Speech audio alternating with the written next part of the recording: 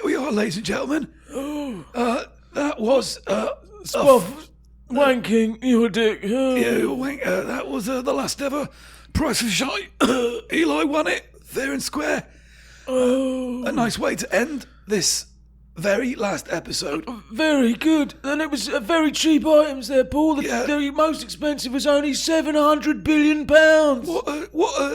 What a bargain that was. Pocket change. Absolute bargain that was. That was well done. Absolutely. Well, it's at the time of the show now. We've got to say goodbye. Oh, www. No, we're closing it all down, mate. We don't need to. Eli snored. Eli. No, we don't do Twitter. Yes. We haven't done Twitter in 30 years. What's Twitter? What do they do now? No, they just mind void, innit? Mind void. You upload your sentiments to mind void and it just gets neuro-passed to every downloadable Quinlet. It's the future, Eli. Land of the land of the Land of the law. Thank you. Anyway, thank you very much. It's the last ever cheap shot, Paul. Last ever cheap shot, mate. It's been 4 years, but... How long? 40 years. 40 years. Anyway, we just wanted to say thank you for supporting us for 50-odd years. Yeah, it's been a ride. And we can't do it in the... No, we can't do it in the home, the robot care home. We're both scheduled for death next week. Oh. Every year they cull people over a certain age and it's high time. Oh, so it's a bit like Logan's Run, is it? A bit like Logan's Run. That was what I was inferring. You're not sounding very old anymore. Shut up. So, thank you for listening. But it's time. He's lost it. The wee-wee's coming. He's lost it, Paul. I've lost control of my bladder because I'm an old man, Paul. Yeah, let's just say goodbye. All you cheapskates who've listened. www. No, stop it. We don't do that no more. Right. I love you. Wanking. Goodbye. Thank you for listening to Cheap Show. Goodbye. Bye-bye.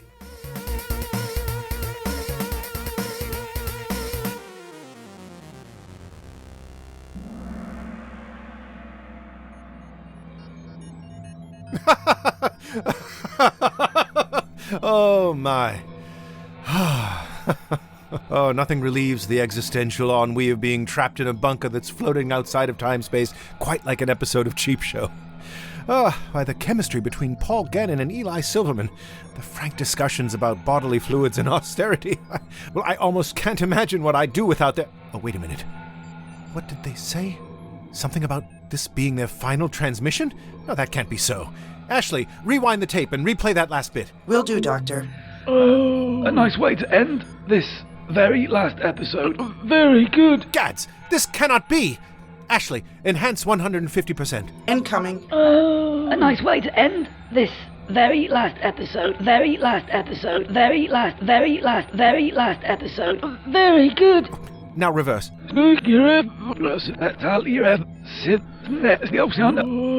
Oh no, this is much worse than I thought. I know what I must do. I must hunt down and find another Timeline's Cheap Show at all costs. Ashley, please notify me when you find a match for... Oh, that was quick. Ashley, please play this sweet, sweet episode of Parallel Universe Cheap Show.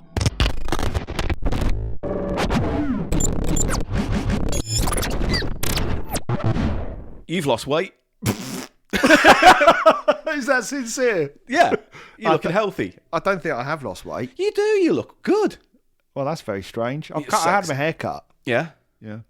Which one? Hey! That's good, isn't it? I did a joke. Yeah, well, maybe it was my head looks thinner. That's it. Your head looks thinner and it's made your body go out of whack visually. It's all gone wrong. There's a glitch in the Matrix. Anyway, I'll do the intro, shall I? I shall do the intro. If you really want to. Yes, as always. Hello, welcome to Cheap Show, the economy comedy podcast with me, Paul Gannon, and my co-host... Mr. Biffo. Oh, it's where we go through the Powerlands, the bargain bins, and the... Get it out. Pardon? This is going to be carry on, isn't it, today? Yeah. A little bit rude. A bit of What I say? Powerlands, bargain bins, charity shops. That's him. That's what they're called. We've only been doing this for 20 years. I know. Feels like yesterday. It does since we feel began. like yesterday. All my troubles. But how's it go next? They seem so... How do you not know the next line of that song? No, I've dried up. Yesterday, all our troubles seem so far away. And now it feels like they're here to stay. Oh, I believe in yesterday. I don't think they're the lyrics. I don't think they're the lyrics. Accusing me of not knowing. I should say I believe in the Loch Ness Monster. The only I believe I know is the one by those two guys from Soldier Soldier. They did a song called that. I believe for every drop of rain that falls, What about- a flower? I'm singing. A flower grows. I believe that every time a tortoise cries, I blow my nose. I believe. I don't know what I'm fucking doing. What about the Cher song? I believe in life after love. Any more I believe? Orville. No, we don't talk Orville. No, sorry. Do you know what? I got confused. It was it was R. Kelly that did I Believe I Can Fly, wasn't it? Not Orville. Yes, it was. I didn't know your Kelly did that. Was it R. Kelly? No, it was your Kelly. You know, R. Kelly. R. Kelly. R. Kelly. Anyway, welcome to Cheap Show. I hate you and your digi posse. I turned around and Michael McIntyre was looking right at it. It's Gannon's Golden Games. Biffo's bibliography. Welcome to Cheap Show. Clicky click. Right, clicks help me recognise visually on the timeline where I put the theme tune. Our lovely theme tune. And that's what the clicking's for. Theme tune. Some people have asked me, I hear clicking every now and then, and I go, yeah, that's the thing for the thing, and I should have edited it out. What I was impressed with is that you did your clicking with your pelvis. Yeah, I'm at that age now, but that's not even a joke anymore. I got me back problems and everything. No, but at least it's not a slip disc, eh? It's not a slip disc then, eh? Yeah. Oh, right. There's Winky news. Winky news. I'm gonna make it brief because we're still in the process of putting it all together. But apparently, someone reached out to the website via email and said, "I'm the woman who got married on the billboard. Do you want more details?" That's insane. I know. That happened to me once do you remember Castaway 2000? The TV show? Yeah, where it was Ben Fogle, where he was first discovered. Was he discovered on Living that? he was living on an island. it was like he thought the Vietnam War was still going on. Yeah, he was like that Japanese guy who still thought the war was going on in 1973. Yeah, but I wrote an article about that years ago on a website that I had at the time, and one of the women from it contacted me about the Yeah. thing. Anyway, I've preempted and ruined your Winky news. That was it. No, that was it. I don't want Okay. to go too far at this point because I think she's obviously listening, and I want to make sure that the information's correct. So it's an exciting development.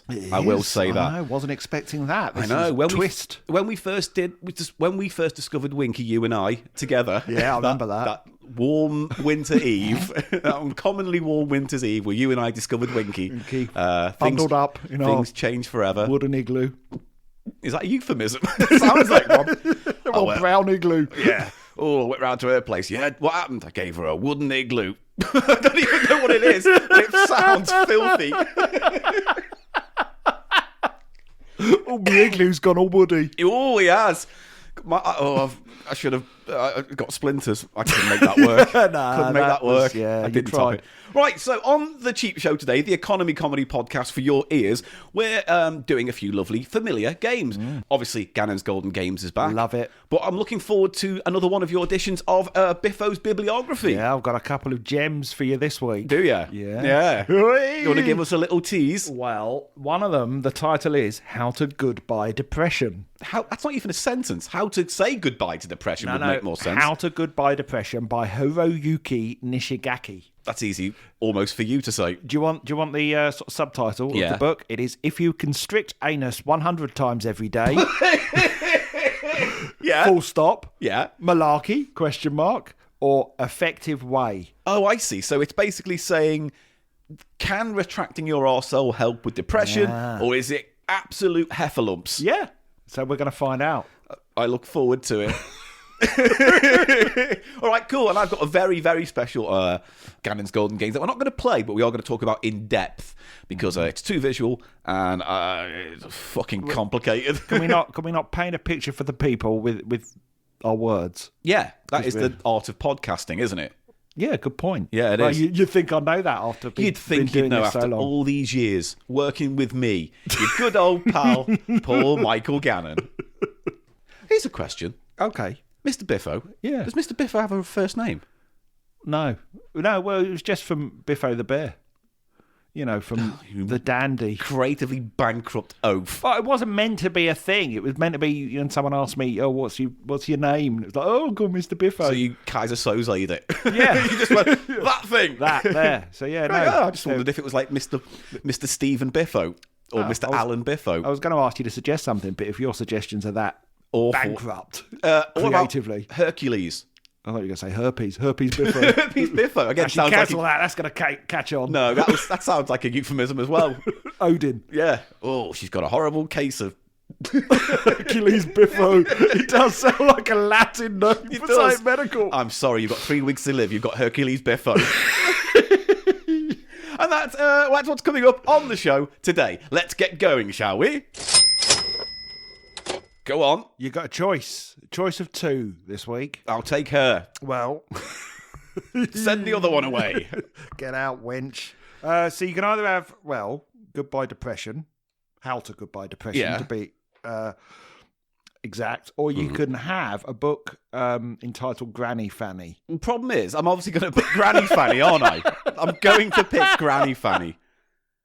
We can do both. Dip into both. Let's start with How to Goodbye Depression, since we toyed with that at the start. Before dipping into Hang on, Granny what's your Fanny. jingle? Do Oh, your I've got a jingle jingle. for... It's Biffo's bibliography, yeah. I like the death breath at the end. It's my death rattle. Someone's last request before. Love. It's nice, that. So, this book, Yeah. it portrays a novel method for beating depression and other issues, such as sexual impotency. Okay. By constricting your anus 100 times a day. Yeah, you leave that book here before you go. You don't need the book. I'm doing it as we speak. Yeah, I can tell. It makes no sense. But what I mean by that, not only does the method make no sense, the way the book is laid out literally makes no sense. Okay. He appears to have started his theory on a news group, depression news group. So he's gone onto a website. Well, no, a news group. That's a thing. Do you not know what news groups are? No. For the love of God, you've been on the internet before. Yeah, but you know where I go. well, yeah, there should be plenty of those. It's nude groups I go to. In the days before forums and Reddit and things like that, you had news groups called things like alt.depression and... Oh, okay. All right, fine. All right, good. So this is just so it's like a forum then. People go on, they talk about shit. basically they were like a forum. You should have said forum then, shouldn't you? News group with your fancy fucking words. Just because you're in the media. Barely. They don't want me. So anyway, he began by posting in this depression news group about his theory about constricting anus 100 times. Now, he has cut and pasted his exchanges on this news group at points throughout the book. So huge swathes of this book, as well as kind of there being chapters where he explains the theory about, constricting 100 times a day. It's full of people taking the piss out of him. Yeah, of course. and it's put in the book without any context or without any warning. There's no flow to it. Just at points you get these exchanges. I just can't believe it, because it's one of these things where it's like, if you are on a forum and then someone posts, I know how to beat depression, clench yours 100 times, wink, you think, oh, here's another fucking troll going at it. You wouldn't think he's this guy trying to write a book about it. Well, there's people in there kind of sort of saying, this might not be the best place for this. This is a serious news group. But then because he doesn't let it go. So they, he just keeps his theory sort of banging away at it. And then he gets particularly angry and he gets angry. Well, I don't know if he's angry, but he gets quite passionate about it. And he says he's going to start a club called the Anus 100 Club. I got a leaflet about that the other day. Now it makes sense. Let me see if I can find it. Where's he going? And also, if I got a leaflet saying, do you want to join the Anus 100 Club? There's no way I'm fucking joining it. So not without a copious amount of lip balm. Okay, so here's the thing. Okay. Here's a thing in the book. There are points where this is quite difficult to read out, where he says he can make something 3 times in succession without drawing out. However, when he refers to this, and he refers to it throughout the book, it's just 2 asterisks. And it's on the back of the book as well. Furthermore, he can make 2 asterisks 3 times in succession without drawing out. What does that... What does any of it mean? To me, suggests sex technique. The idea of, he can do 3 pumps. Well, maybe it is that. Maybe... You can do 3 thrusts. Maybe the asterisks are meant to look like an anus, but is which there they do. Part of the book that says, here's what the asterisks mean? Well, to be honest, I haven't gone that far into it. That's fine. There's a lot of people... I don't blame you, There's to be people honest. asking him what it means, but then you get... people in there, I'm so glad I didn't have coffee in my mouth when I read this. Roll on the floor laughing my arse off. He's just like basing it there. I don't think he's read what people have said to him.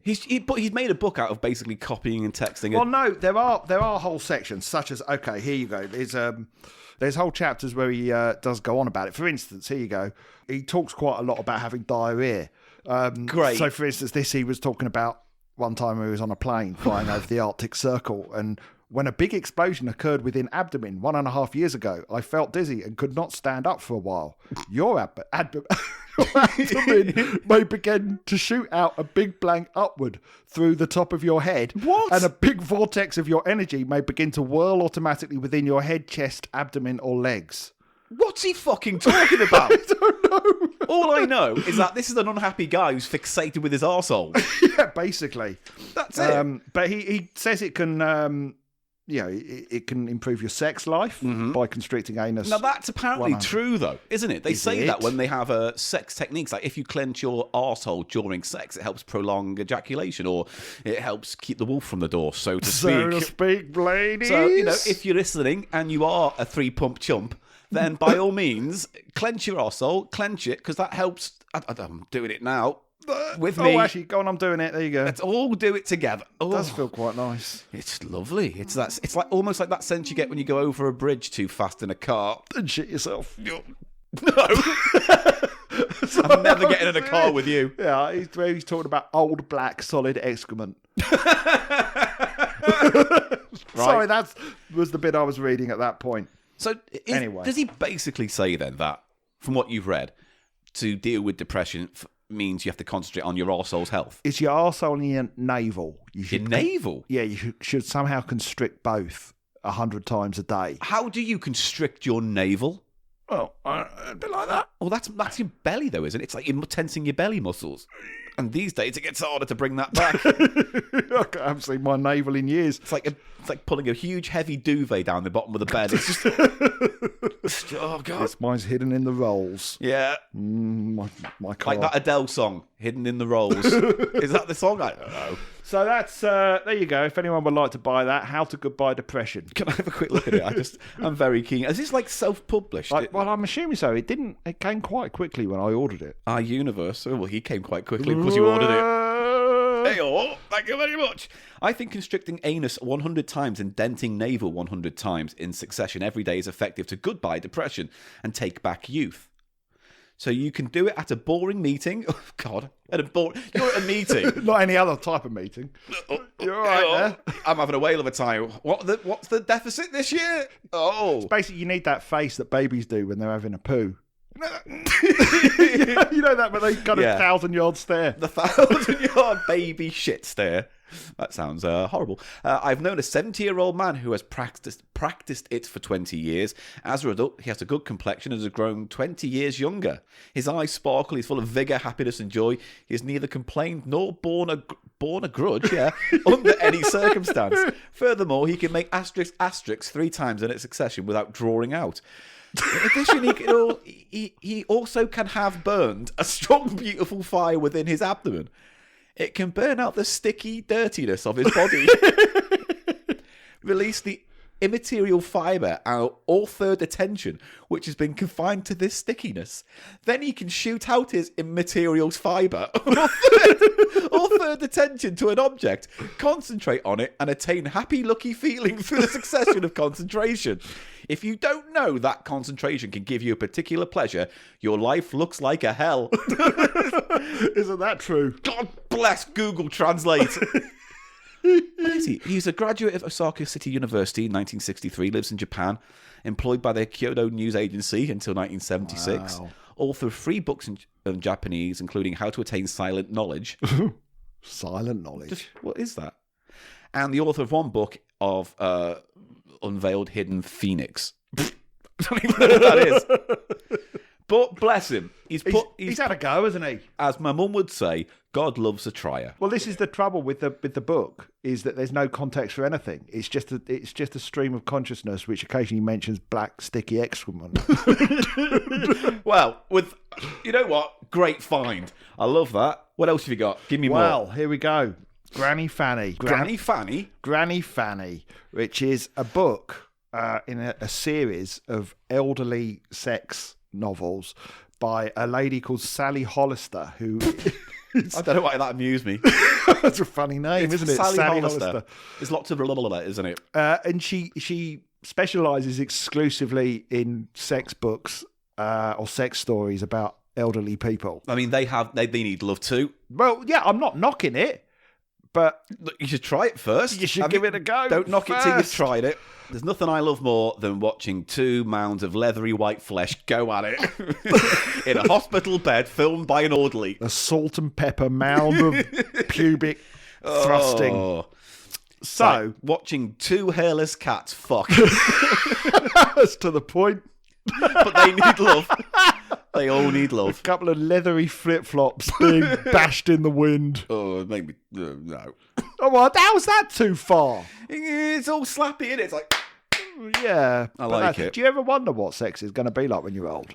if I have any when I'm that age, I'll take whatever I can get. Well, they do it, some of them, don't they? Yeah, no, some of them get quite randy. And the Viagra now. But isn't it all kind of a bit, like, I don't know, sandpapery? Depends what you've done with it. Why is your penis sandpapery? I was more thinking that... Oh, well, Yeah. no, there's lubricants. And, suppose. you know, even if you can't afford Viagra, maybe make a splint out of 2 Magnum Ice lolly sticks. Elastic band. A couple of Frankfurters. Yeah, that's all you need. She won't know. Have you got 3 cocks? He gives her a big sausage and she gives him a cold, wet chicken. Oh, man. It no, saves them saves them getting up. They just exchange. a dry, overcooked chicken. A chipolata being pushed up Oh. a dry, overcooked chicken. There you go. Dirty men. We could write one of these books We quite could. easily. It's easy. Yeah. It's just like any porn, but you make it more sad. It's just putting a lot of death rattles. Yeah, just like it's like having two xylophones wrapped in carcass meat, rattling on. Right, go on. Well, you want me to read a bit out? So I do. this is the start of. Now, is this book for free? Can you get what is it? It's free if you've got Amazon Unlimited. Okay, so I presume you have. No, I paid money for this. £1.11. You know, there's a certain kind of secrecy to buying things online. You don't have to walk in and go into a bookshop Well, and buy a there book is. called Granny Fanny. Granny Fanny, and then go, I would like this book. You know, you can just get it online. That's a great Yeah. thing. Then for the rest of eternity, I'm now going to be recommended granny porn. Well, let's just say it's a kink you might want to investigate. Well, yeah, sooner or later. Right, so here we have the beginning of this. Yeah. I thought that I haven't even I begun. don't know. I'm tensing up. I thought my days of sexual activity were over when I became a grandmother. But nothing could have been further from the truth. I've had a look at a few of her books, and they basically all start the same way. Oh, there's a longing there. There's a transference of emotion going on. In fact, my new status seemed to make me even more desirable to men. A fact my husband, Frank... That's all you need to know. Don't need to know his job. How he looks after me is Frank. Frank noticed. Oh. That young chap next door looks like he'd be more than happy to rip the knickers off you, Ruby. Oh, so her name's Ruby then. There you go. I like finding out the characters as we go.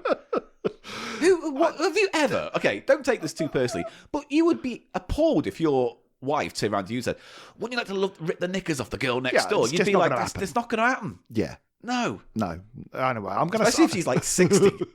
I will skip on because the rest of this, the next 2 pages are just discussing about ripping off of the knickers. Okay, so they're going into the delicate So, art of there we knicker go. ripping. Yeah. Anyway, so we skip down a bit and Ruby writes, When I brought my washing in, I glanced up at next door's window, and sure enough, there was Paul. That's the neighbour. Oh, I can put myself in this story now. Right, I'm in. There was Paul staring at me intently, and that got me wet in the undies, let me tell you. This is a British written porn thing. Wet in the undies. No, it's such a British way of... It's not sexy, is it? All right, darling, you like it, don't you? You like it up there, don't you? A bit wet in the undies. You like it in the underpants department, don't you, darling? In the underpants department. Pop the pink, not the brown, love. So we'll skip on a bit because this is all, well, you know, this is all scene setting, so we'll get to the good stuff. It's important for romance. You don't just push a person into bed and say, hey, skipping all the fucking setup. So here we go. Well, yeah, I know. Well, we'll trust me. Fine. It's just send me the link. Don't you worry, I will. So here we have now a conversation with Ruby, Frank. Veronica's now been brought into this. Who's Veronica? I think Veronica's Paul's wife, partner Veronica of some sort. And this is Ruby giving Veronica some advice. Oh, because I think she's not satisfying Paul in bed. Well, Veronica, I think their sex life is. Oh. It says here, tapering off. Great. We've all tapered off. Yeah, mine does at the end. Like the world's saddest windsock. Veronica wants to know whether Ruby still has sex. All right, basically. Okay, fine. Bit personal. I would never ask my neighbour that, but go on. I was surprised at the intimate nature of the question, but put it down to the openness of youth. Well, I don't get it as much as I used to, I admitted with a laugh. The libido decreases with age, but if a couple still love each other, they'll make an effort to show it. Oh, God. All right, stop touching yourself. He's touching his special part. The doctor's got me on antibiotics, but I'm not allowed to have sex till it clears up. Sexy talk. This is just awful. Oh dear, that was Veronica speaking there, by the way. So this is Ruby. Oh dear, that's not so good. Still, there are other ways a girl can satisfy her husband. Right. That was Ruby. Okay. And Veronica replies, oh, I've been giving him hand jobs and blow jobs constantly, but I don't think they're doing the trick. Does he come in your hand or your mouth? Then it's doing the trick. Don't worry about it. So here we go. Here comes the good stuff. Right, here we go. Ruby says, yeah, wish I could help. Ooh. To which Veronica replies, perhaps you could, if it doesn't sound too absurd. Ooh. Paul's always had a thing for older women, so if you could lend me a pair of your knickers for me to wank him off with, I'm sure he'd enjoy that. I don't know about that. I don't know about having a bunch of fucking tenor ladies size appropriate grey knickers. It's got to be a big pair of old lady knickers, isn't it? Yeah, and it'd be musty and it would smell like aloe vera. Liniment. Yeah. It would smell like a collection of like boiled sweets and potpourri. Germaline. Oh God, yeah, that antiseptic smell. There's no less sexy a smell than Germaline, surely. Oh love, I couldn't find any sex lube, so I'm using Vicks tonight.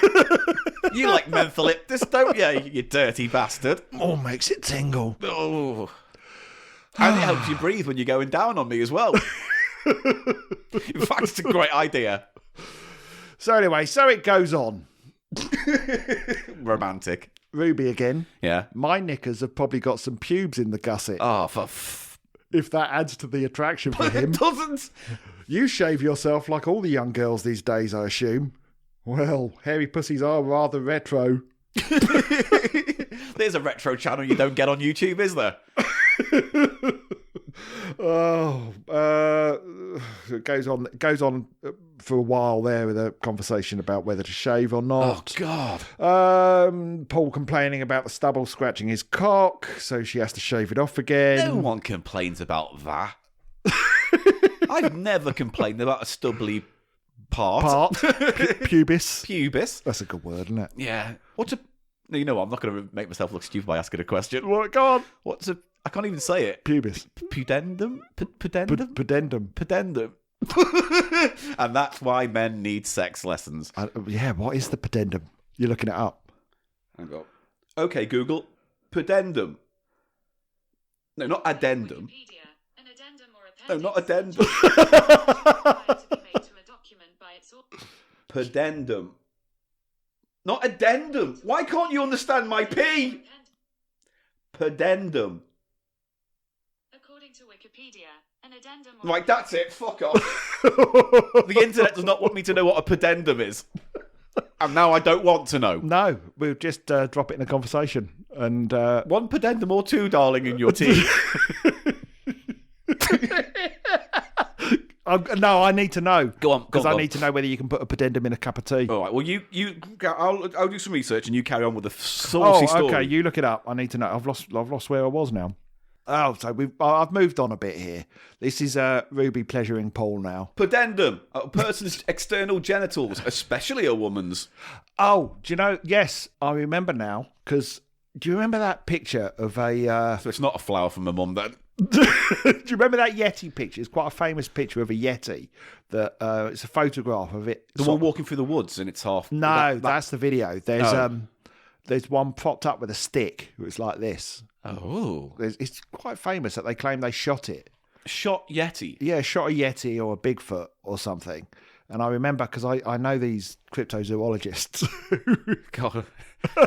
Between you and my ghost hunting friends, we have a right circle. Don't we just? And they described it to me because apparently the hunter claimed that it was a male Yeti because you could see its penis. And one of the monster hunters once told me it was clearly not a male because you could see it had a distended pudendum. Right. So it's not that picture, is it? That's my dad. There's a picture here of Sasquatch images. Is it this one? Yeah, that's It's the that one. one? Yeah. It looks Can like you- Gonzo without the beak. Yeah, can you see its pudendum? I can see its pedendum. Right. Sorry about the tangent. Now we can go back to fanny flaps or whatever it's called. Granny flaps. Granny flaps.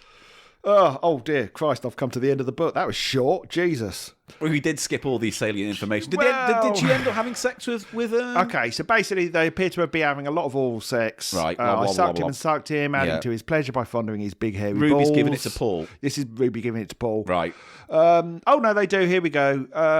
She slipped. Oh. He was in me instantly. His big cock spreading my old fanny wide. There was no subtlety in it. No delicacy, just a young man desperate to spurt his lust into a woman. Spurt his lust. What a great Phil Collins track. Oh, hang on. No, Veronica was involved as well. Oh, 'cause good. When Ruby climbed off him, she saw Veronica's pretty little head still busy bobbing up and down on Frank's cock. But, oh no, Frank. Wait, hang on. That was a foursome. Oh, all right, fair enough. Yeah. So they've done a swapsy. Yeah. Oh. Frank's cock, but he came soon thereafter too, and she swallowed his aged spunk with relish. Oh, God. And the word relish doesn't fucking make it even better. Well, that was very nice, I said. What you say after a nice meal. Yeah, it is. It's like Christmas dinner. Well, that was nice. So here we go. Here's the ending. I thought it would be I thought it would end once Veronica's pussy was better. Remember, she was on antibiotics. Oh. Because that had been the deal. But it was she who insisted that we continue seeing each other. She wanted to give her pussy to Frank. It seemed as if she hadn't had a man that old. It didn't worry me, just as long as young Paul was obsessed with my granny Fanny. Don't want to be in this story anymore. Wanted to keep out. giving it to me. That's it. Jesus. I feel soiled. I feel wronged. Yeah, not as wronged as Veronica's Fanny. Yeah, I got bashed out of shape by dirty old Frank's old hammer. Frank's mallet. Oh, God. I do want to know. Oh, no, I don't want to know. Well, she's on Twitter. The author is on Twitter if anyone would like to follow her. We got her, haven't we? We've got to now. What's her Right. name? Is it Sally Hennessy or something? Silky Sally. There she is, right? Yeah, follow Sally on Twitter, Sally Hollister. Right, here we go. Oh, that's right. I should have remembered. Loading error. Oh, hang on. People. Sally Erotica is her name. Sally Erotica. That's what she is on there. Right, erotic. No results for Sally Erotica. Well, maybe she's gone. Yeah, it looks like she's not on there Oh, anymore. Sally! Sally, come back. All is forgiven. Sally, love. I want to read your next book, Senior Squirters. Well, actually, well, we can have a look at some of her Okay. other entries, so to speek. Well, there's one called Debauchery, Carnal Chronicles, Sally's Hot Reads 11,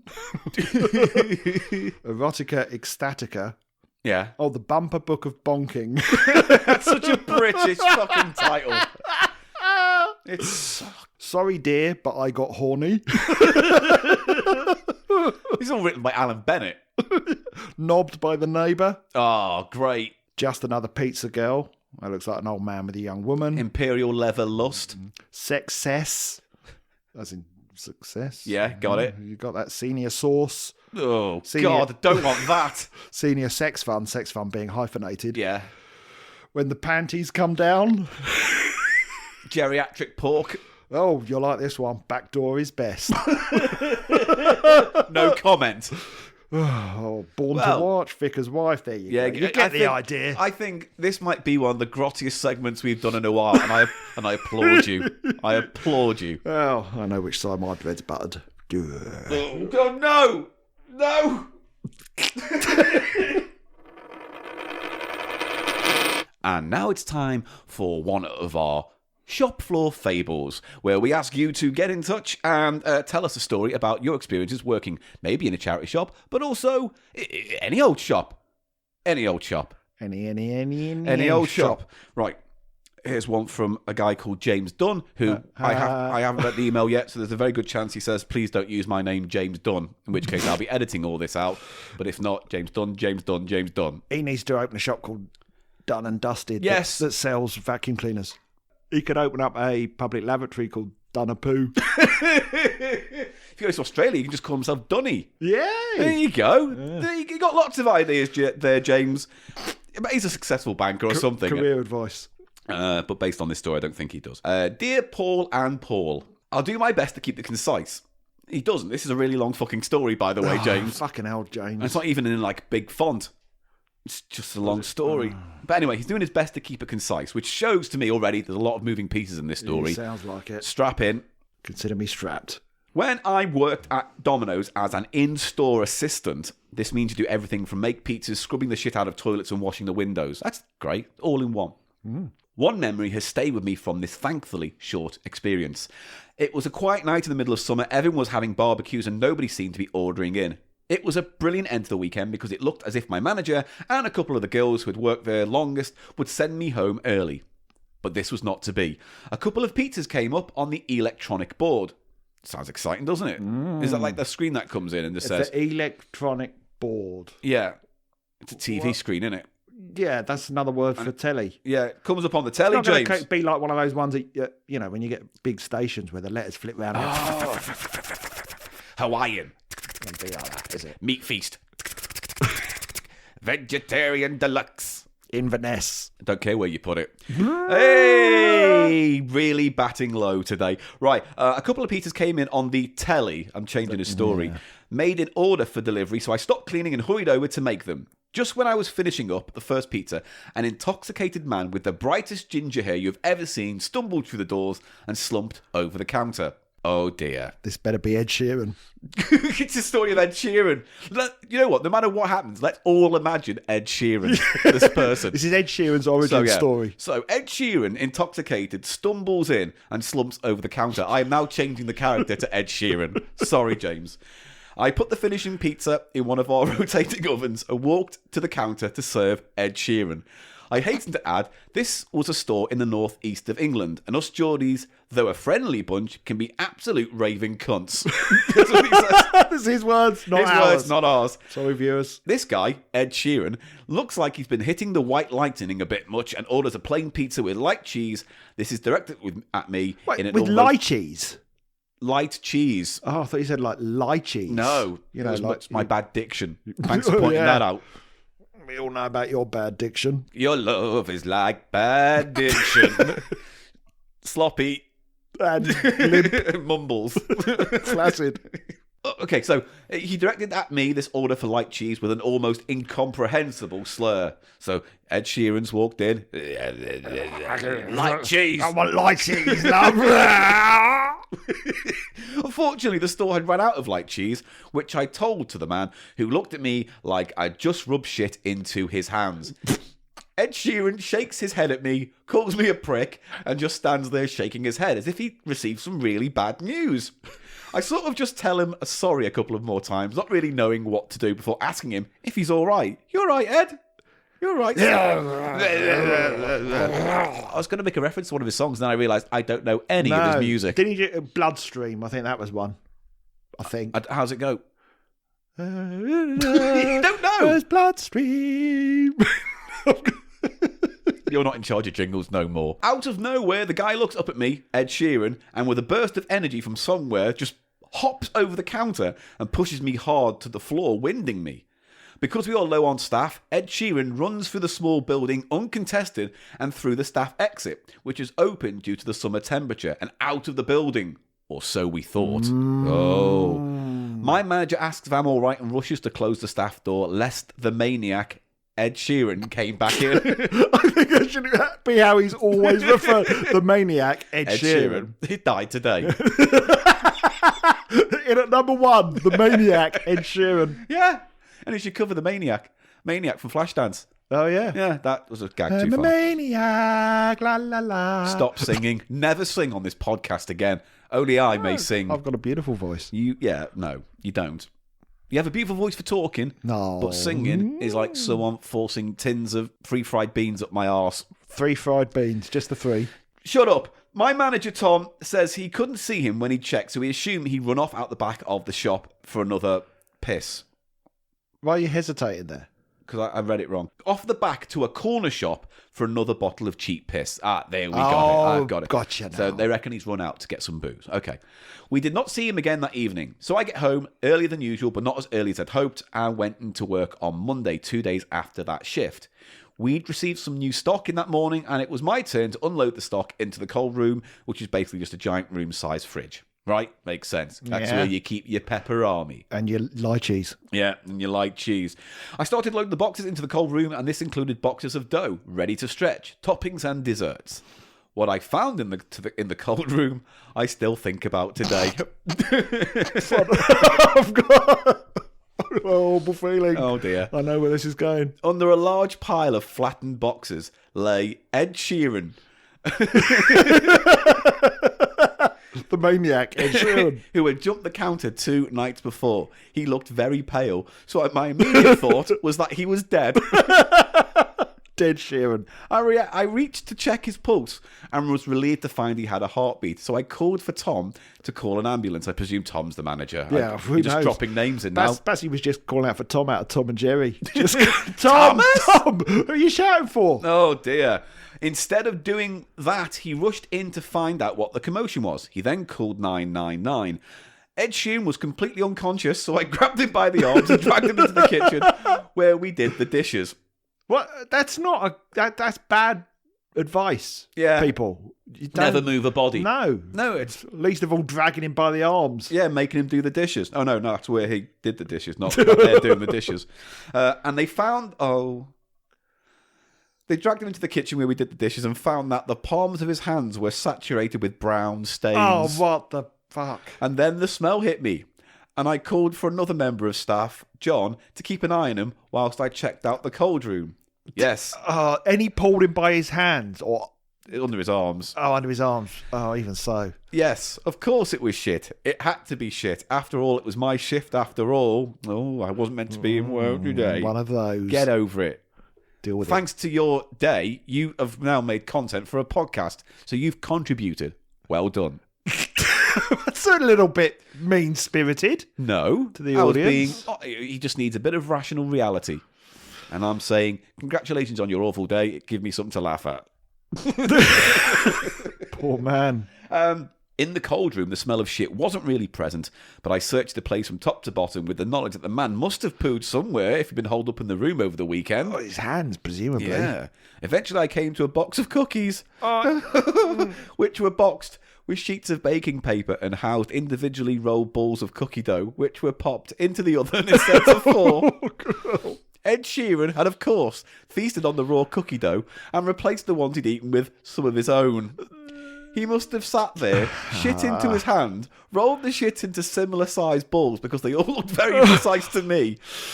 I was horrified and ran to tell Tom, who didn't believe me until he checked for himself. I don't know where the guy pissed, and I don't really want to know. I put in my notice that night and didn't need to do the rest of my 2 weeks' work that I was contracted to do. Rebel. Wow, isn't he Yeah, just? stand up for your love rights. One thing is for certain, I wasn't in a rush to order from that Domino's after that. Thank you for making Cheap Show. I've got me from really rough times. Keep up the good work. You guys are the best. Do not mention my name. Thanks, James. Did he actually No, say he didn't that? say that. Oh, so there you go, the story of dirty Ed Sheeran and his poo cookies. Domino's. Pizza shit. Hey, what else you got? Is Pizza Expressed. yeah, bit cerebral, that one. Yeah, I wouldn't go that far to describe it as cerebral. Papa John's. I'm trying to come up with one for Zizzy. You got it right. Oh, the shitty. Shizzy. Well, Shiz. I think you've ruined this segment now with that. Shizzy. Yeah, you've ruined it Isn't now. that shit? Shizzle means shit, doesn't it? I don't know. All I know. Shizzle to my nizzle. No, you're digging yourself deeper by now, sounding uncool. We had a lovely story there about shitty Ed Sheeran, Shitty Ed. and then we had to go and pun it out. That's the segment. That's it. Thank you. If you want to send more, then you can email us, thecheapshow@gmail.com. And if you don't. We don't care. I mean, I don't care what you do with your life. You want to get in You touch, can do it. Waste it by sending stuff into podcast and shit. Why don't you get in touch with there's no such thing as fish? Fuck off! What is those?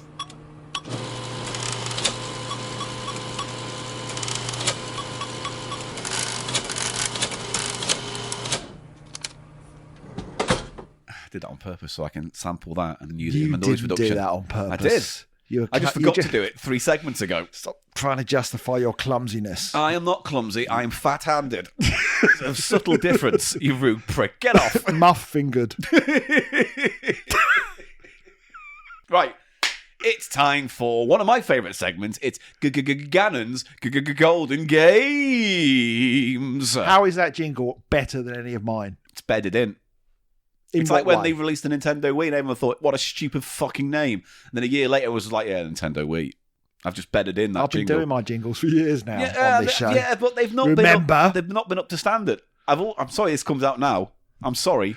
You needed to bring this up at the recent EGM. Yeah, well, I didn't. I'm doing it now, and I'm sorry, but the audience has to know your jingles are piss poor. Oh, fuck you. And I've got another one in. I've got someone else in to sing your songs for you. Ed Sheeran.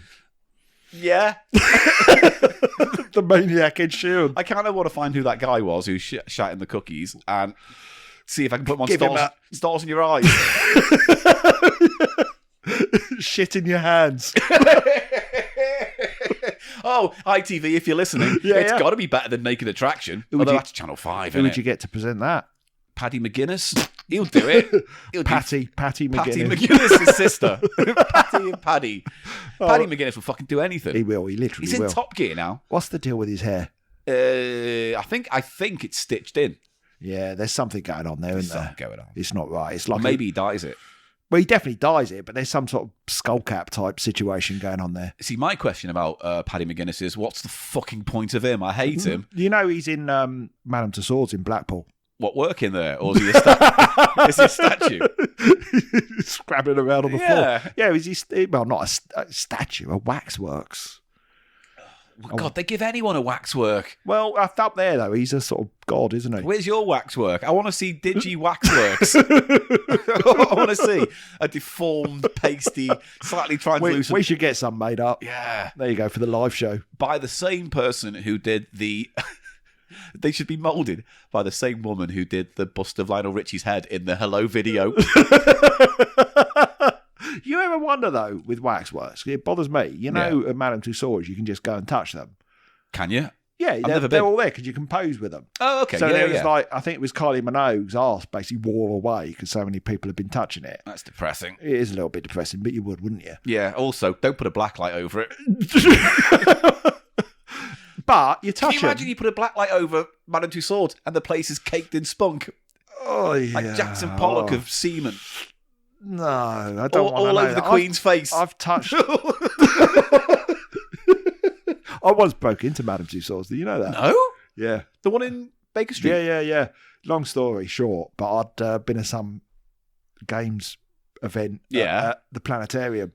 Yeah. I was quite drunk. No. We snuck I thought out. you were a professional. Yeah.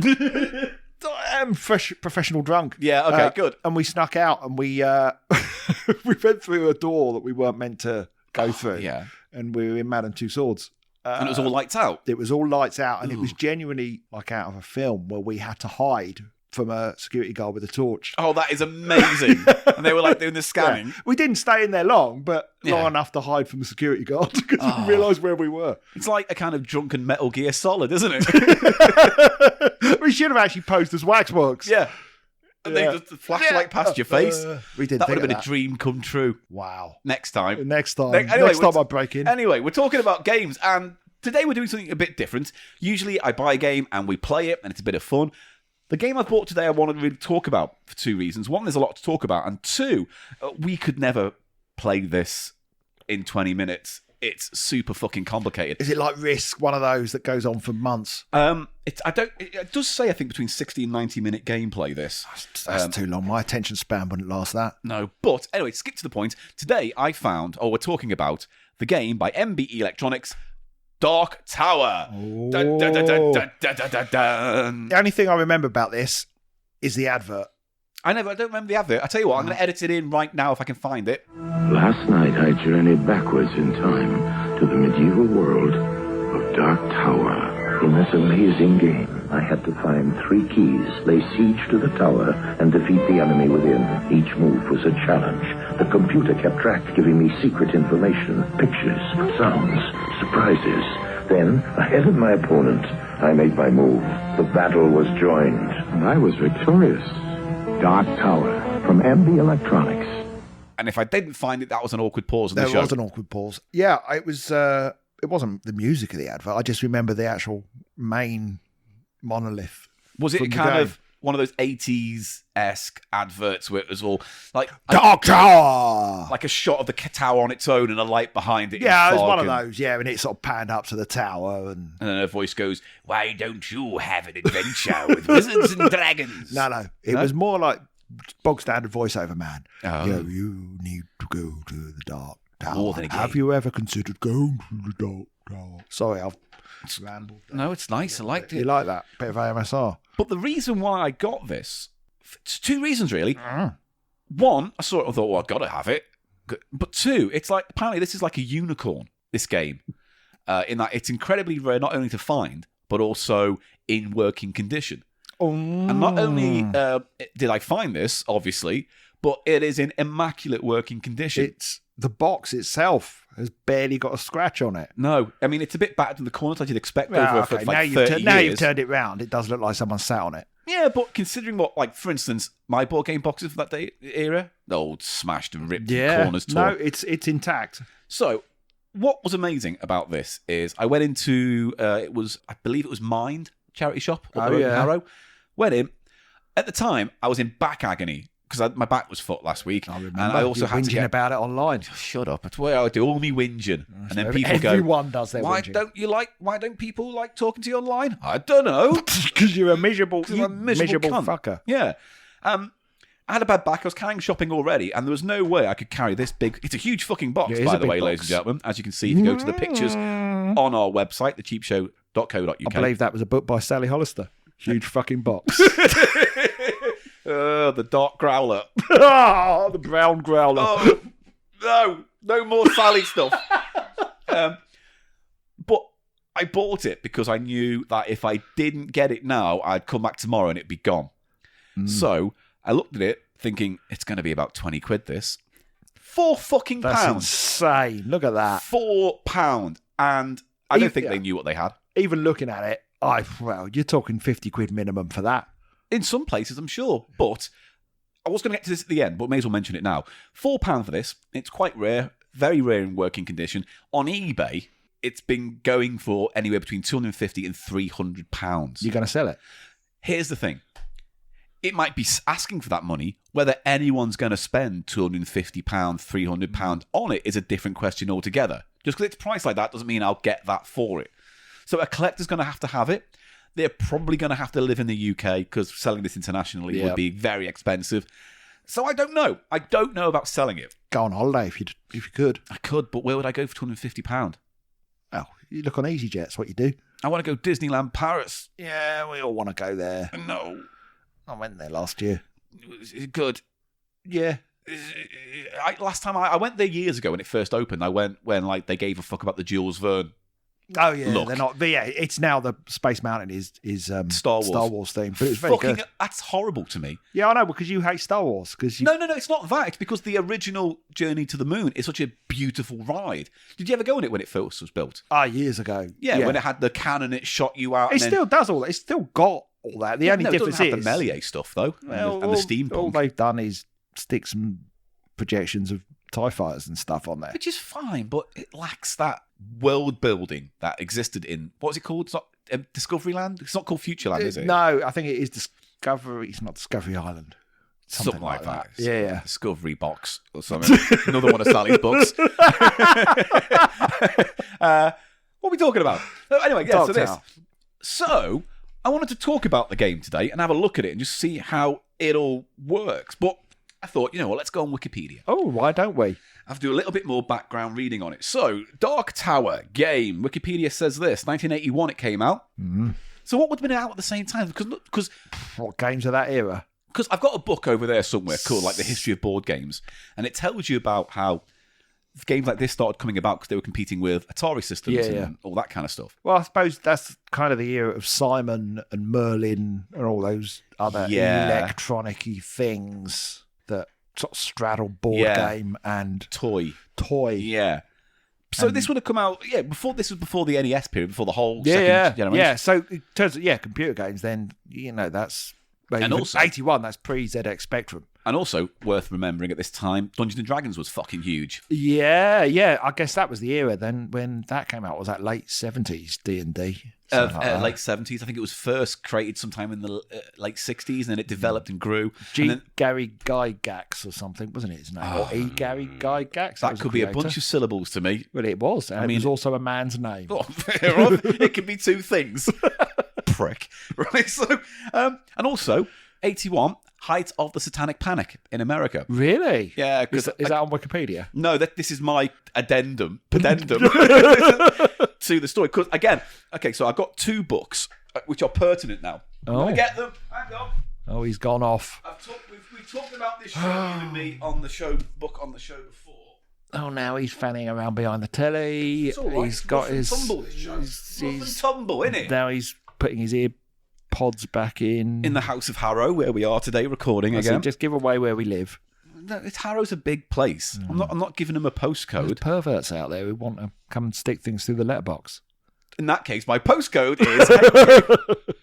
So, first of all, this book, It's All a Game. It's a really good book about... Tristan Donovan. Yeah, I don't know. Do you know him? No, I haven't got a clue. We talked about this book before, but basically it's a history of board games of different types. So chess, obviously, Monopoly. But then there's a whole chapter about this guy, which is fascinating. Oh, what's his fucking name? It's like Glass or something his name is. But basically, he was a guy who found out how to do plastic moulding and turned it into toys. So, chattering teeth and whoopee cushions and all this. This guy invented all that stuff. And then he led to creating things like Mousetrap. So board games that were toys as well, that had some kind of toy movement. And so they were always fighting over the next, revolution. So while he stuck with toys, the companies decided to invest in things like this. Right. Like elaborate... Putting electronics in bits of plastic, basically. Yeah, so that leads me to this, Satanic Panic, a book that I bought recently about pop culture paranoia in the early 80s. And it's a bunch of essays about how pop culture expressed like devil worship or Dungeons & Dragons. They talk about that. So this was part of the whole... far-right Christian fear thing. Yes. So are you one of these people who just buys books and then just drops that information into conversation, kind of like you've always known it? Yeah, but that's what isn't that what information is? You learn it from somewhere and you impart it somewhere else. Yeah, but it's like your information only goes as far as your current book. You can fuck off out this show. Years I've put up with that. Yeah, years. It's like a marriage. I'm just trying to show that I read. That's all. Whoopie-doo. You can read a book. I read books about pop culture and more pop culture. Yeah, and you've got books about granny flaps and Uranus. Don't you come to my house and give it all that. At least I can't drop any of that into polite conversation. No. So you're old, right? So, Oh, fuck off. do you remember this on the first? Did you want this when you were a kid? No, I don't remember. I actually didn't. I got into D&D when I was like 14. So 81, I would have been 10. Okay. So a bit before your time in terms it was, of... but I remember the adverts. I thought, oh, that looks cool. But I wasn't that fussed by it. It looked a bit complicated. Well, that's the thing. To me, it is complicated. Let's just go through it. So, 81 board game. Milton Bradley made it. 1 to 4 players. Object of the game is to amass an army, collect the 3 keys to a tower, and defeat the evil within. It came out during the height of the role-playing craze in 1980s, and the advert featured the voice of Orson Welles. Oh, it was Orson Welles. There you go. Voiceover man, Orson Welles. Yeah, famous voiceover man and advocate of peas. Orson Welles. He was a famous voice man. He was, because he became drunk and angry, and he would do voiceovers for adverts and stuff. War of the Worlds. That was all voice. Yeah, that was his theatre group, though, wasn't it? Well, I don't care what it was. Yeah, but then his last role, famously, was backing singer in Cher's band. No, you got to know this. What was Orson Welles' last role? Was it? It was the Cliff Richard musical thing. The Cliff Richard musical thing? What's that? Wasn't Orson Welles in... Summer Holiday with Orson Welles? Cliff Richard was in a musical called Time. Yes, he was. And I'm pretty sure Orson Welles... I'm looking this up. Did a voiceover? Yeah, it did kind of appeared on a screen at the back of the... In a War of the Worlds style way? Yeah, I'm looking this up. Orson Welles. I'll tell you then. The last role he played, as far I might be corrected, I might be wrong, was the voice of that planet in Transformers. What's it called? Unicron? The planet. Look, I don't like Transformers. Do you know why I don't? Yeah, I don't. And I know that's a bold thing to say. I mean, it's bold to have an opinion like that on Transformers, but go on. They replaced, for me, Star Wars in shops, and I was seeing my voice broke then. Did you hear that? Yeah. It actually cracked. Yeah. All the bloody Star Wars figures disappeared and were replaced by these fucking robots that could turn into cars. Yeah. It is sad. I always felt a bit like that with Ghostbusters, because in my head, Ghostbusters' popularity was overtaken by Turtles. Yeah. And to be fair, Turtles God, is better, longer-lasting legacy. So...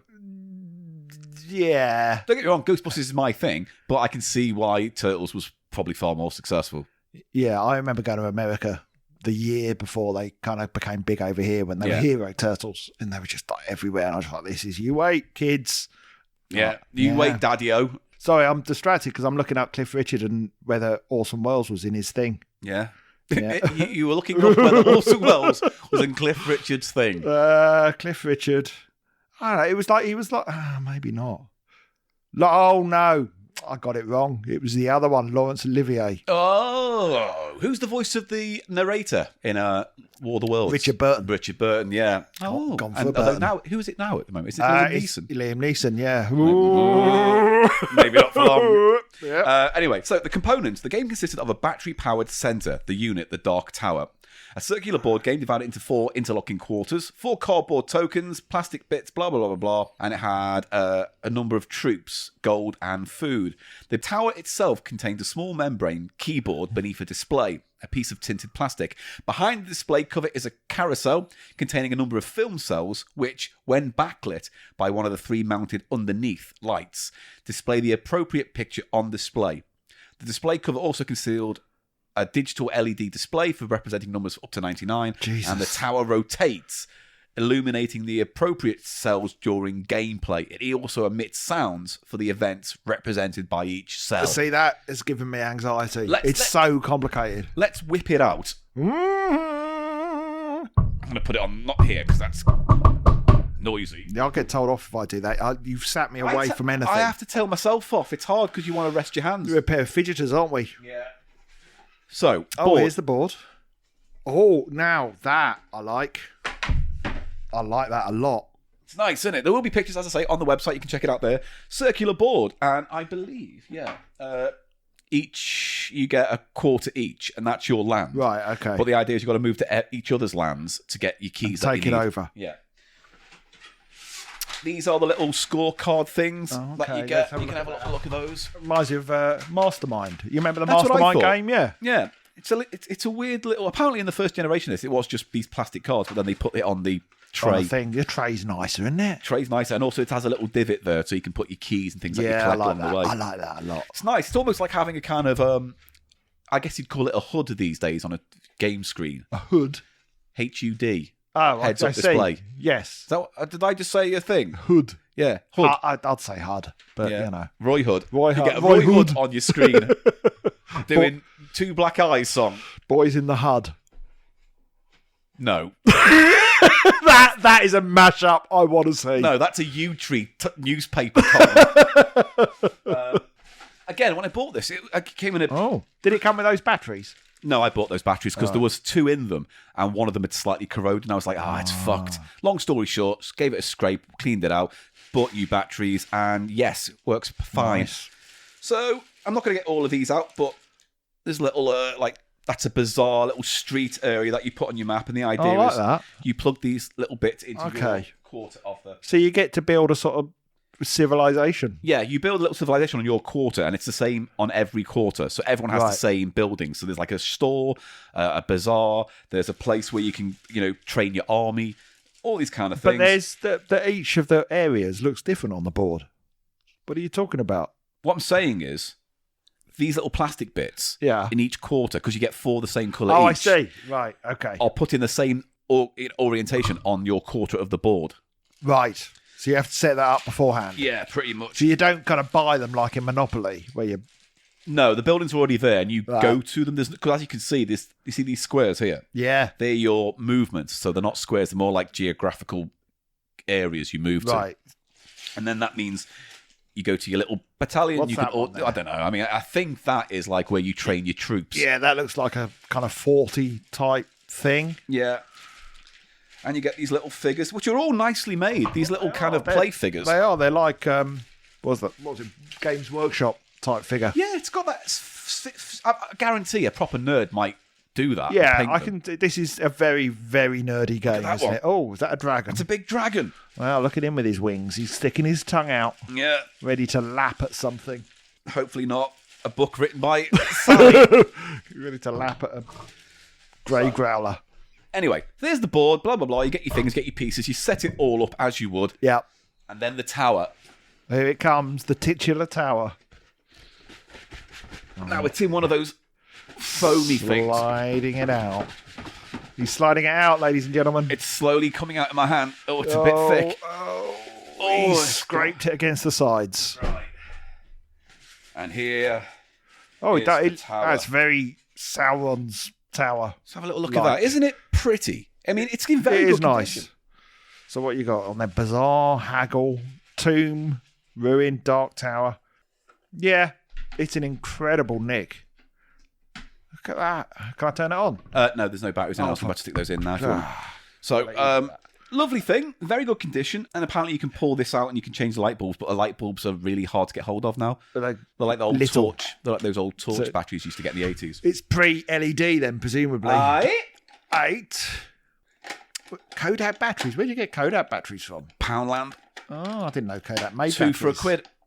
£1. They probably last 5 seconds. Well, right, well, Dark Tower has a little niblet on the bottom. that's so you can spin it.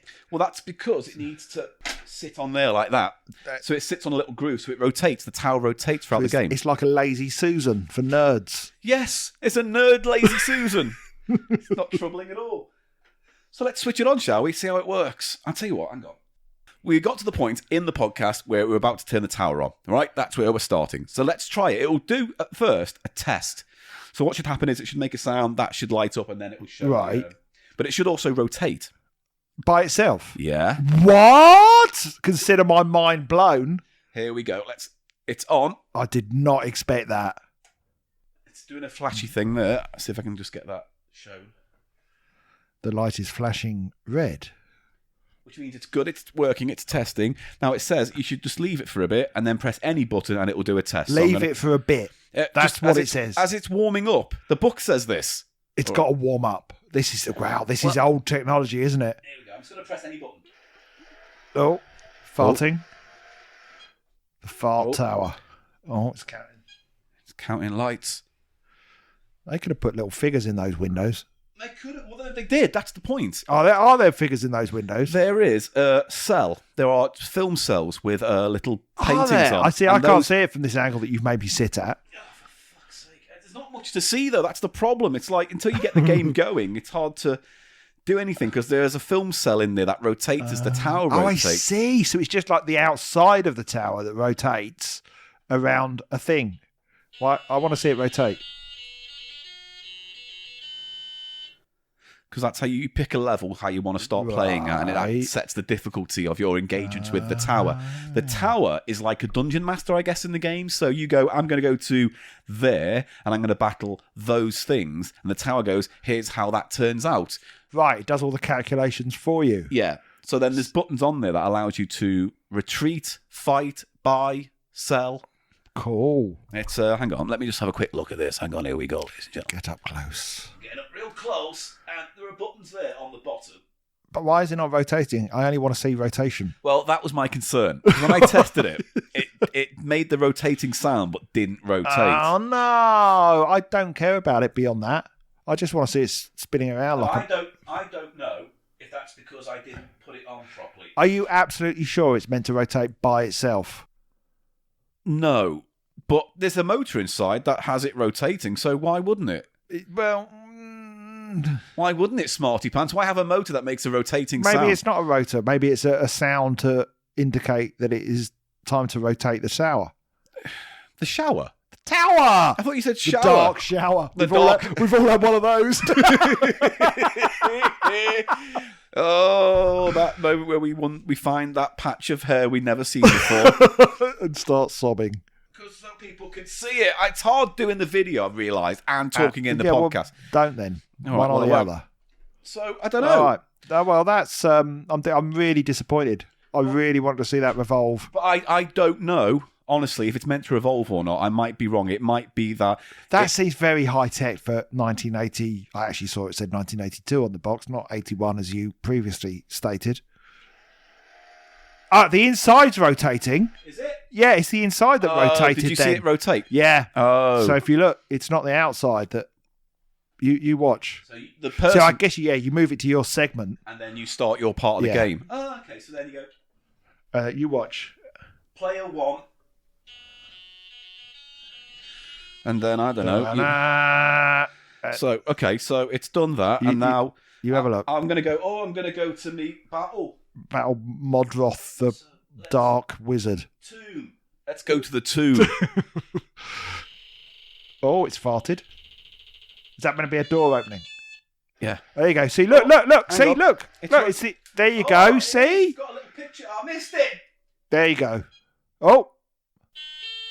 Okay, so... I like that a lot. Oh. That's almost as good as the entire thing rotating. So I think what's flashing now is the decisions that have happened after going to the tomb. It's now saying... There you go. Look, it's rotating again. Oh, it has. Well, you don't get to read it for very long, do you? No, but I think the problem is that that's why it flashed a few different times. Right. And that's where you bring in... Sorry about the noise on that fucking thing.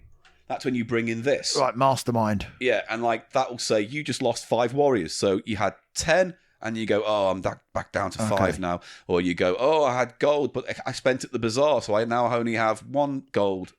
And there's lots about it that I like. There's also a lot about it that I don't like, which is how complicated it is. The whole numbers game of tracking gold it's numbers. And keys. I mean, I don't know how I ever played Dungeons & Dragons, mainly because the Dungeon Master would just do it all. And oh, yeah? Yeah, he would behind his little screen. Well, here's what's good as well. The instruction booklet that came with it. Oh. Let's have a look at that. Dark Tower. You can have a read. Go have a look. Oh, thank you very much. I'm flipping through the page. The game in brief. God, there's a thick old book. It's a daunting, thick old book. Oh, God. You see, I'll be so disappointed if I got this for Christmas and then was expected to have to bloody read this. I would never have played it. You know what would have happened? I'd have used that tower and had my Star Wars toys. Yeah, or have E-Man have a battle on it or something. I didn't have E-Man. I didn't have He-Man. It was after my time. My brother had a few He-Man, but we talk about them less than we should. Yeah. Anyway, so it's a nice thick book, but it is daunting because it's like there's how you travel around the board. That's your Gryffindor and Hufflepuff and all the other things. Oh yeah, you've got 4 houses. game moves. They can be that, or they can. There's a fucking lot to take in. It's too much. There's a lot to take in on this. Particularly when thing. you see on the box it says ages 10 and up. There is no 10-year-old that would be able to do this unless they were a 10-year-old Spock. Yeah, and a horrible, precocious child. Yeah. Father, my dog tower is not working. Why is it not rotating, Father? Come here, I'll fucking rotate it. Right. But this book is, I've said it before, it's daunting. It's like There's so too many much. pages. I'm not even, the words are just swimming in my vision. Because I imagine Dungeons & Dragons is a little bit like this as well, because you have to keep score of your magic points and your battles and your hits and the Kind dice of. rolls. When I used to play it with my mates, we just told stories. That's how we did it. Okay. You know, there More was like a the bit community episode. Yeah. That was, we didn't worry so much about whether, you rolled a double six 7 or something. whatever you had to do. We just, went on adventures. That's fair enough. I like that. That's more freedom of imagination, isn't it? Exactly. That's And how we You did didn't it. worship Satan like that book said. Well. Everyone thought, did you, sir? Did you? We used to get bored doing the role playing and when our friend's mum went out, we used to turn all the lights off and play hide and seek. Oh, yeah. And I once glued a loofah to his bath during a game of hide and seek and he went ballistic. Yeah, no shit. What was the concept behind that? What, doing that? So he couldn't ever clean his shit from the bottom of a toilet? Well, I don't know. I was hiding in the bathroom. Yeah. And I found some of this, it was like sort of thick brown industrial glue. And I glued it to the bottom. I stuck it or Was squared it like Ed Sheeran's? Yeah, it was. I came out the bathroom and he said, "What's all that over your hands?" What's that brown sticky stuff? Anyway, I stuck the loofah to the bottom of the bath and he wasn't happy because they couldn't get it off. Rarity. Working copies of Dark Tower are increasingly difficult to find and thus highly sought after by collectors. This is primarily down to two things. One, wear and tear on the tower unit, which tends to experience technical faults with the light bulb and the carousel after prolonged use. Amazing. So You've what this got that suggests- for £4. Yeah, and what suggests this to me is whoever bought this played it once and never played it again. Yeah, They it went was a into the attic. 10-year-old boy who got that for Christmas and went, "Oh, what?" And then 2 years later got a Super Nintendo or whatever it was. Not then. No, I don't know time. And two, Which starring, what was his name? Cliff Richard and the other one. yeah, wasn't it Chess? Was No. Cliff Richard in Chess? No, that was Barbara Dixon.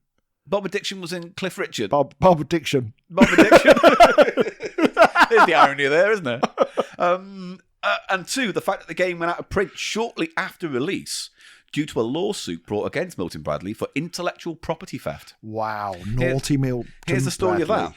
So Dark Tower was the subject of trade secret litigation in 1985. Two independent game developers called Robert Burton and Alan Coleman submitted a game, not this, to Milton Bradley titled Triumph, which involved the electronic tower as the centerpiece.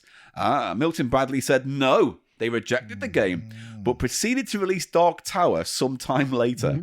So the investors sued for misappropriation of trade secrets and won a jury verdict of over $700,000. Jesus Christ. Now, the trial judge, however, vacated the jury's judgment. I don't know what that means, What but does I that presume it mean? means he threw it out. They went for the To the plaintiff. judge went, and the you're a judge bunch went, of "No." idiots. Despite finding that Milton Bradley had likely plagiarised the plaintiff's idea without so much as a "by your leave" quotation marks. The judge proceeded to issue a directed verdict for the defendant because Burton and Coleman had signed a contract waiving any contractual relationship, which arguably included any duty of confidentiality. So what they're saying is that when they signed this thing, they necessarily didn't protect their idea in Right. doing so. And allowed MB Yeah. to rip it off. The First Circuit Court of Appeals, which doesn't sound like a real thing, it sounds like a magic place in Nintendo land, reversed that decision, finding evidence that Milton Bradley entered an implied agreement to keep the game confidential and reinstated the damage award to the two guys. Okay, so did they get the money or not? They got the money. Right, 700,000. That was a lot in those days. Yeah. You'd be talking more like $2 million now, wouldn't you, I'd imagine? I mean, If not more, I I don't don't know. Money and Well, time 1982. and diction. No, Barbara Dixon. Legacy. Several web-based versions of the game have been developed over the years, and I downloaded this just today. Oh, you did? There's a thing called Droid Tower you get for Android, Right. and it's this. It is literally Dark Does Tower. it look? Has it got all the same sounds though? Yeah. And everything. Wow. It's got the same map on there, same It's not gameplay. the same though, is it? Because you want the whole point of this is the tactile element of it. Yeah. Surely.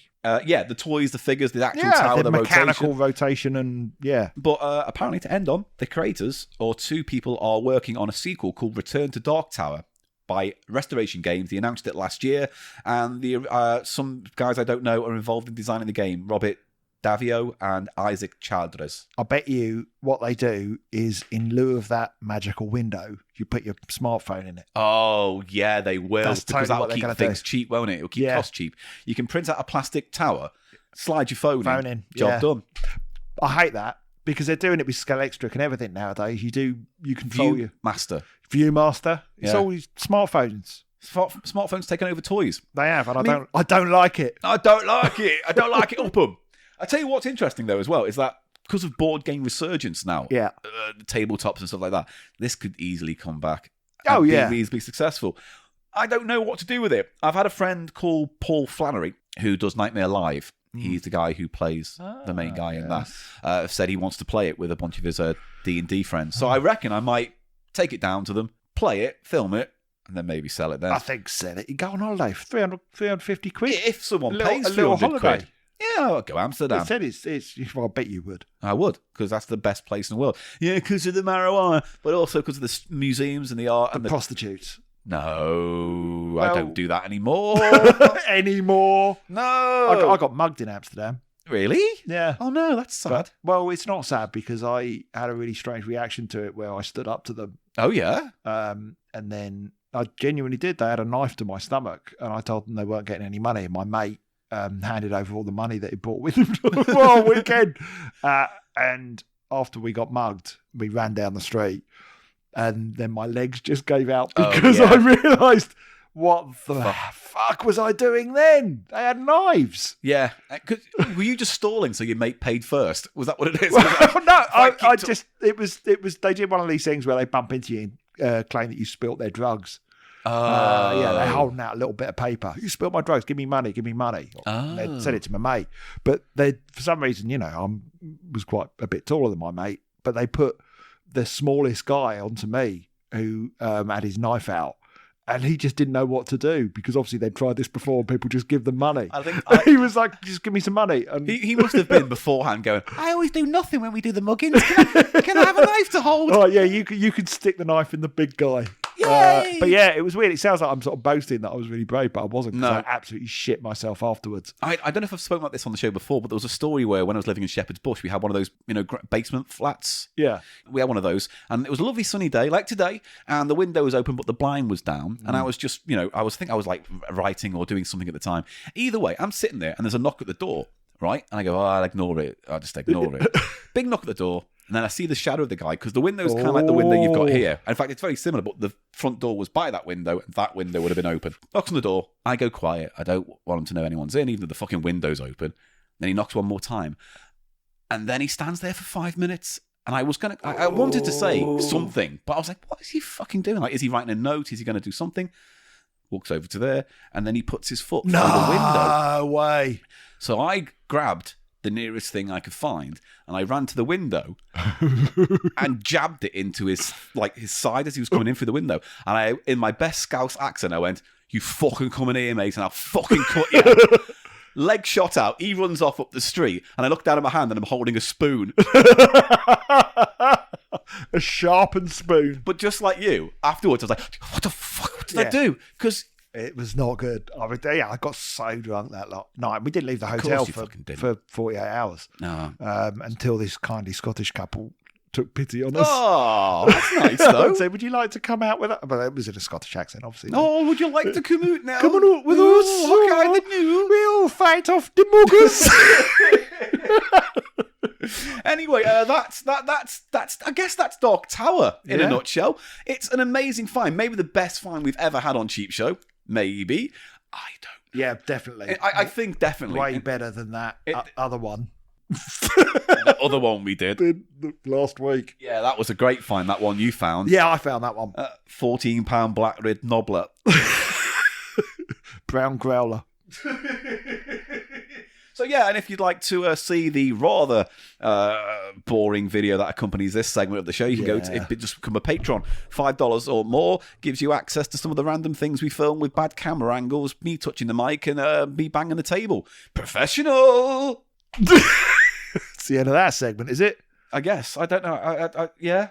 I guess. Do you want to say something rude that I can laugh at, or shall I just? Oh, do you want me to say something rude? We need something to. The dark tower in dark. I think we did that with the dark growler and stuff. Yeah, it's we're not going to top brown growler. Amen.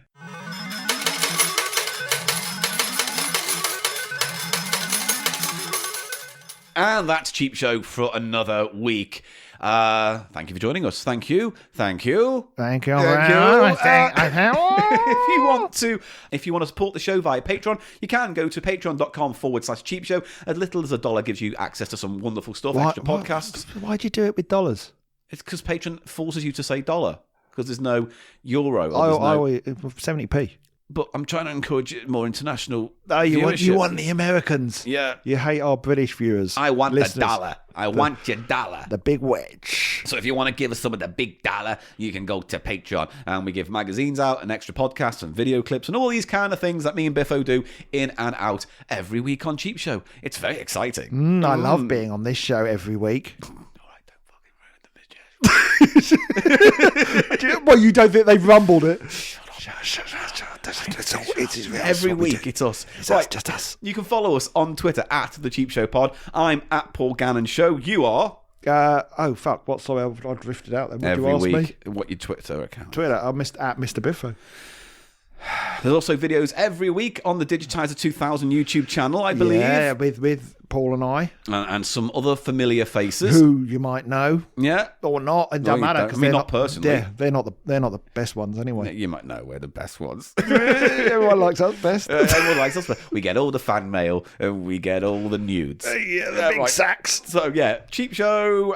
If you want to email us anything, Shop Floor Fable, anything you like, anything, any stories you have, get in touch with us, thecheapshow@gmail.com. We're on Facebook, we're on Reddit, we're on Tumblr, we're on Instagram. You can now get us on Spotify, SoundCloud, all those things. Rate and review us on iTunes. That would be lovely, because apparently that matters. It helps with charting rather than popularity.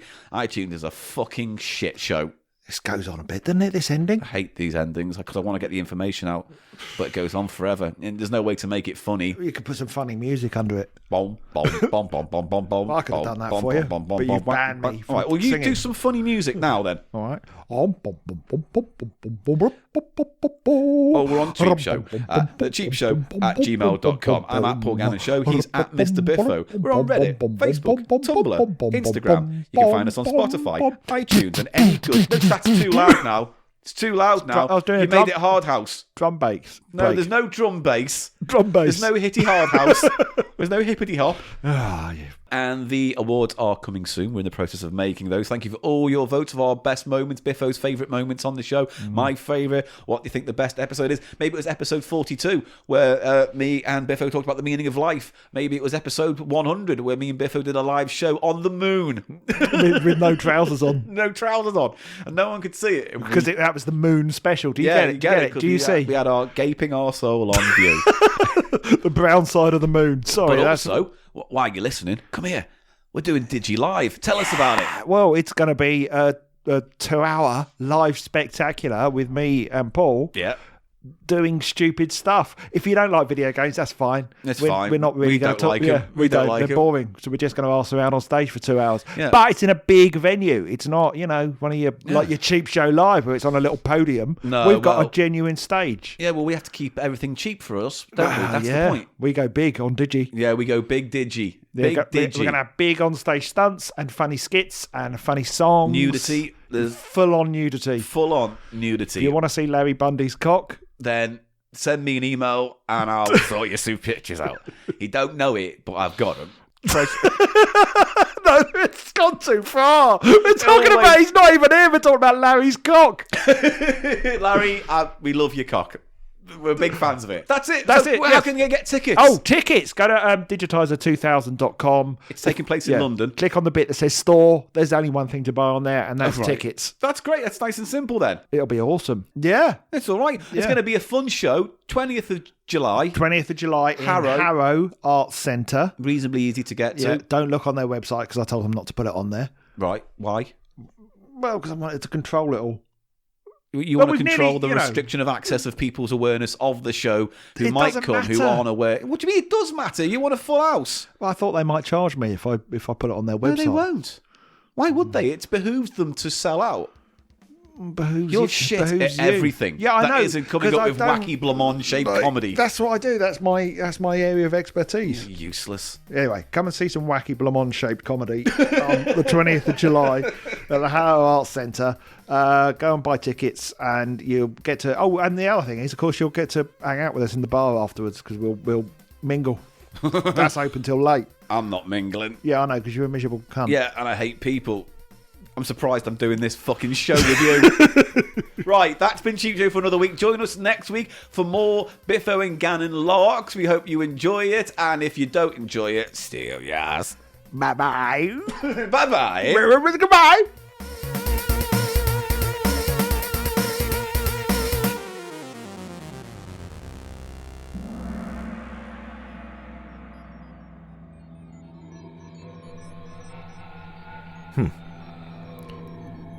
Well, that wasn't very good.